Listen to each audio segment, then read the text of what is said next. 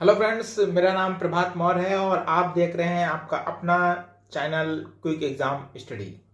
Friends, आज हम लोग शिक्षण की विधियों में से प्रमुख किंडरगार्टन विधि के विषय में अध्ययन करेंगे। तो आइए देखते हैं। देखिए, किंडरगार्टन विधि, इस विधि के जनक जर्मनी के प्रसिद्ध शिक्षा शास्त्री फ्रीडरिक विलेहम फ्रोबेल हैं। फ्रोबेल ने जर्मनी में 1837 ईस्वी में एक स्कूल खोला जिसका नाम किंडरगार्टन रखा। ठीक है, यानी कि ये जो किंडरगार्टन विधि है, इसके जो जनक हैं या प्रतिपादक हैं वो जर्मनी के प्रसिद्ध शिक्षा शास्त्री फ्रेडरिक विलियम फ्रोबेल हैं। और इन्होंने एक स्कूल की स्थापना की थी 1837 में, जिसका नाम इन्होंने किंडरगार्टन रखा। किंडरगार्टन का अर्थ है बच्चों का उद्यान। किंडर मीन्स होता है बच्चे और गार्टन मीन्स होता है उद्यान। ठीक है, जर्मन भाषा में किंडर मीन्स होता है बच्चे और गार्टन मतलब होता है उद्यान। ठीक है, यानी बच्चों का उद्यान। फ्रोबेल बच्चों को एक अविकसित पौधा मानते थे। फ्रोबेल जो शिक्षा शास्त्री थे, ये बच्चों को पौधे के रूप में मानते थे, अविकसित पौधा मानते थे, जिन्हें स्कूल में अध्यापक रूपी अध्यापक रूपी माली द्वारा ज्ञान से सींचकर बड़ा और काबिल बनाया जाता है। ठीक, उनका कहना था कि जो बच्चे हैं वो एक पौधे के समान है और शिक्षक को एक माली बन के उसका भरण पोषण करना है। ठीक है, वही लिखा हुआ है कि अध्यापक रूपी माली द्वारा अपने ज्ञान से सींच कर बड़ा और काबिल बनाया जाता है। ये फ्रोबेल महोदय का ऐसा कहना था। ठीक है, तो अब हम लोग किंडरगार्टन विधि की विशेषताएं देख लेते हैं कि क्या विशेषताएं थी इस विधि में। तो आइए देखते हैं। ये विधि 4 से 8 वर्ष के बच्चों के लिए उपयोगी है। ठीक है, जिन बच्चों की आयु 4 वर्ष से 8 वर्ष तक होती है, के बीच में होती है, तो ये जो आयु समूह है, इसके लिए ये किंडरगार्टन विधि बहुत ही अधिक उपयोगी होती है। ठीक है, अगला देखिए।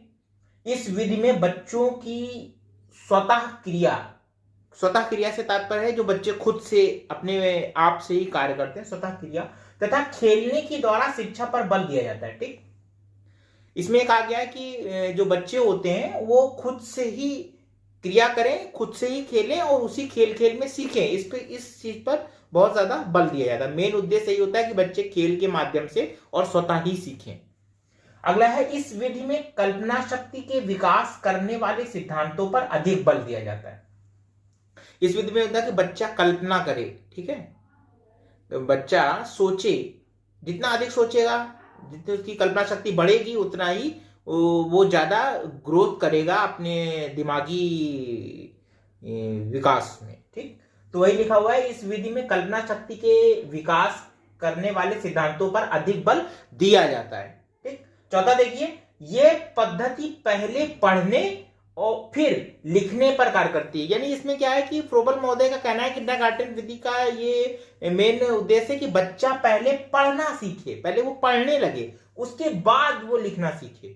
ठीक है, तो ऐसा करने से क्या है कि इनका कहना है कि बच्चा बहुत जल्दी सीखेगा। और अंतिम देखिए पॉइंट, बच्चों द्वारा सीखा गया ज्ञान स्थायी होता है। और ऐसा करने से जो बच्चा सीखता है वो ज्ञान स्थायी होता है, वो उसके लिए हमेशा के लिए उसकी बुद्धि द्वारा कैप्चर कर लिया जाता है, पकड़ लिया जाता है। बच्चा कभी भी उस ज्ञान को भूलता नहीं है। आइए, किंडरगार्टन विधि के प्रयोग में जो प्रमुख सिद्धांत प्रयुक्त होते हैं उनके बारे में अध्ययन करते हैं। देखिए, पहला है आत्मक्रिया का सिद्धांत। ऐसी क्रियाएं जिनमें बालक रुचिपूर्वक तथा अपनी इच्छा से कार्य करते हुए ज्ञान प्राप्त करता है। यानी ऐसी क्रियाएं जिसमें बालक खुद ही इंटरेस्टेड होता है, खुद ही रुचि लेता है और खुद ही अपनी रुचि के अनुसार अपनी इच्छा से ही कार्य करता है, वो सब आत्मक्रिया के सिद्धांत के अंतर्गत आती हैं ऐसी क्रियाएं। ठीक, बच्चा खुद से ही ये कार्य करते हैं, ये सारी क्रियाएं करते हैं। दूसरा देखिए, एकता का सिद्धांत। फ्रोबेल का मत था कि संसार की प्रत्येक वस्तु ईश्वर द्वारा बनाई गई है और उसमें ईश्वर व्याप्त है।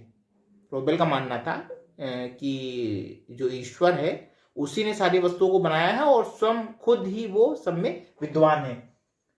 इस प्रकार संसार की हर वस्तु में ईश्वर सत्ता की एकता विद्यमान है। और इस प्रकार जब जैसे बच्चों के उसमें ले लें कि सारे बच्चे, वो कहते थे सारे बच्चे एक समान है, सब में ईश्वर विद्यमान है, सब में समान क्षमता है सीखने की, सिर्फ जो पद्धति उनको अच्छी लगती है उस पद्धति से अगर हम चलेंगे तो बच्चा ज्यादा सीखेगा। सिर्फ उनका यही कहना था इसमें। अगला देखिए, स्वतंत्रता का सिद्धांत। फ्रोबेल बच्चों को पूर्ण स्वतंत्रता देने के पक्ष में थे। फ्रोबेल महोदय चाहते थे कि बच्चे जैसे हैं उनको स्वतंत्रता दी जाए और वो जो करना चाहते हैं वो उनको करने दिया जाए। ठीक, ऐसा ना करने से उनका विकास कुंठित होगा। और उनका कहना था कि अगर आप हर बार हर चीज में उनको टोकते रहेंगे, उनको डांटते रहेंगे, उनको रोकते रहेंगे तो उनका जो विकास है वो कुंठित होगा। क्योंकि बच्चा, अब जाहिर सी बात है, अगर आप किसी बच्चे को कार्य करते हुए टोक देंगे तो अगली बार जब आप वहां होंगे तो बच्चा फ्री मन से वो कार्य नहीं करेगा।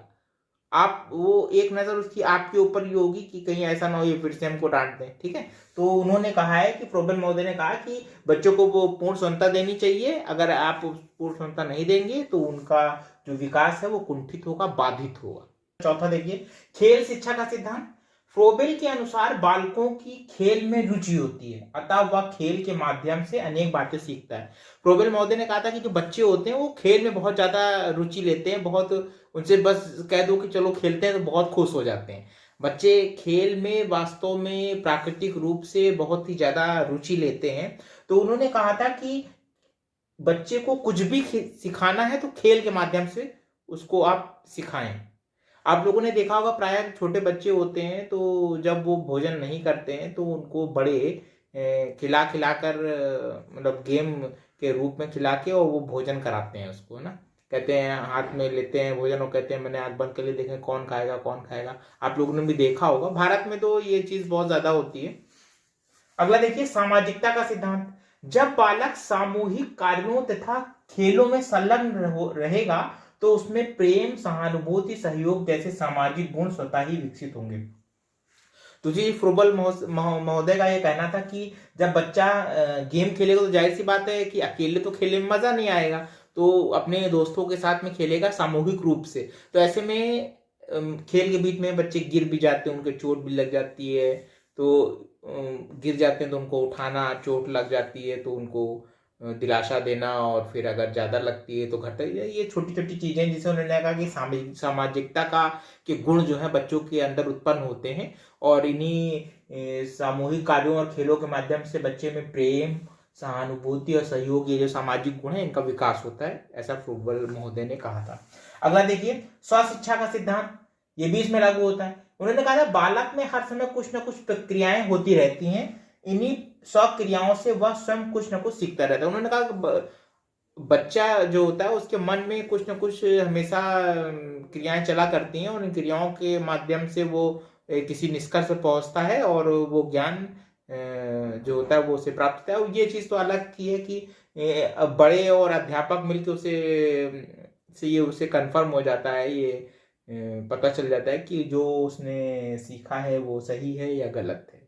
ये तो अलग की चीज है, लेकिन उन्होंने ये कहा था कि स्वक्रियाएं चलती हैं जिनके द्वारा बच्चा सीखता है। और ये जो किंडरगार्टन विधि है ये बच्चे को पूर्ण रूप से खेल और स्वतंत्रता देने पर आधारित है। खेल के द्वारा ही उनको पढ़ाया जाए, ऐसा उनका कहना था। और फ्रोबेल महोदय कहना था कि अगर इस विधि से बच्चे को पढ़ाया जाता है तो बच्चे का जो ज्ञान है वो स्थायी रहेगा। एक चीज मैं और बता दूं कि फ्रोबेल महोदय ने ये कहा है कि बच्चों को अगर शैक्षणिक उपहार दिए जाते हैं तो बच्चे पढ़ाई की ओर बहुत ही ज़्यादा आकर्षित होते हैं, बहुत ही रुचि दिखाते हैं पढ़ाई में। अगर उनको कुछ शैक्षणिक उपहार के रूप में दिया जाए तो इसको फ्रोबेल उपहार के नाम से भी किंडरगार्टन विधि में जाना जाता है। तो फ्रेंड्स, ये था किंडरगार्टन विधि के बारे में जो हम लोग ने अध्ययन किया। आपको ये वीडियो कैसा लगा? अगर आपको अच्छा लगा तो लाइक कर दीजिएगा। अगर आपने हमारा चैनल सब्सक्राइब नहीं किया है तो हमारा चैनल सब्सक्राइब कर लीजिए और बेल आइकन जरूर दबा दीजिए, जिससे हमारे आने वाले नए वीडियो का नोटिफिकेशन आप तक जल्दी पहुंचे। तो फ्रेंड्स, इसी के साथ आप सभी को आपकी परीक्षा के लिए शुभकामनाएं और इसी तरह आप अपनी तैयारी जारी रखें। तो मिलते हैं एक नए वीडियो में एक नए टॉपिक के साथ। धन्यवाद।